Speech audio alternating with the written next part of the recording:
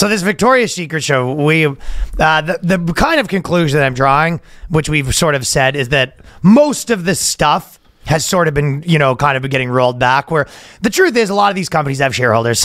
Adults are getting back in charge. So we go, okay, the woman's fired. We're not doing any of this stuff anymore. We tried it. They honestly could be like, look, we tried your way of almost ruining the brand and the company. Did you see the fashion shows they were doing? Yeah, I think we talked about it, didn't we? Yeah, we did talk about it, but it's like they were one step away from a girl with no arms and legs getting rolled down the runway. It's crazy. And they have back-to-back, and then there's a girl with one leg, and she's like fat, and she's got one leg, and she's like hobbling down the thing, and she can barely... There's like a girl with no head. It's like real. It's out of control, dude. Ichabod Crane?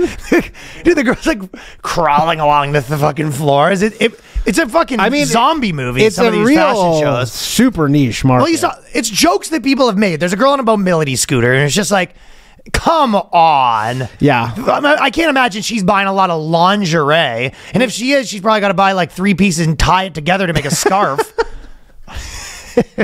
I mean, yeah, I don't. That's nothing more than a promotional thing. Surely they're not like, oh, our disabled line is doing gangbusters. There just can't be enough people. I guess there's lots of disabled people, but are like, that is so niche.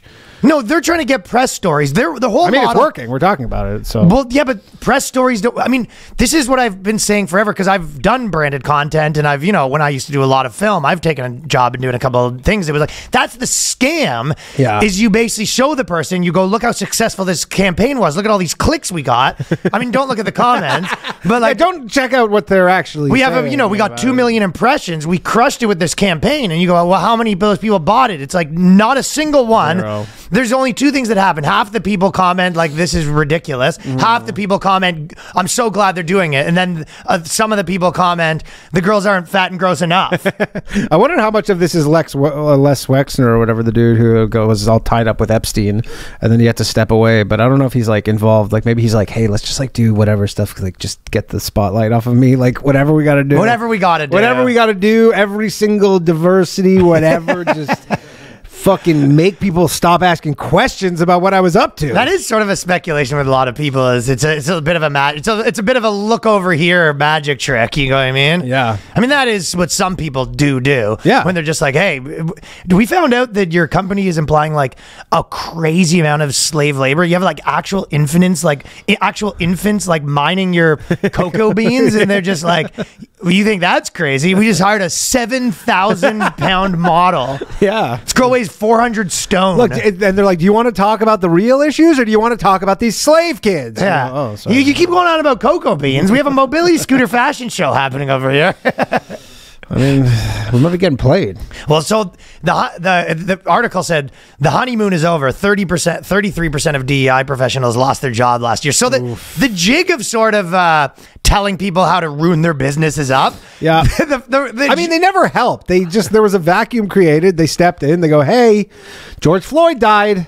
You're going to want a diversity person. They were the protection racket. They were basically saying it would be a shame if any of these people, had to write a bad article about you. You go, oh my God, how can I not get bad articles about you? You go, well, it's going to cost you. I think we've talked about how exactly. It's going to cost you. It's like the Sopranos with like the construction company. They're all just like the DEI person's just sitting out front with the little like sun thing, getting the tan on a lawn chair, smoking a cigar, and be like, everybody here is not racist. Don't worry about it. And they're just back to their sunning.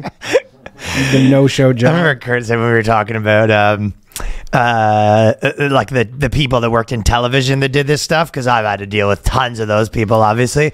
But the one he said every TV network has a army of professional cowards to tell you what you can and can't put on TV. Yeah. I mean, I understand. Like, I guess there's like you could get sued, but there was all because I think it always used to be like, oh, we can't say that. Like the whatever FTC will like sue us. Well, yeah, whatever. But now it's like, yeah, they're like, they're trying to get back involved. I don't know if you've seen, but the YouTube and the government and the Biden administration has been trying to reach out to trying to be clamp the hammer down, telling these companies like for realsies this time you got to censor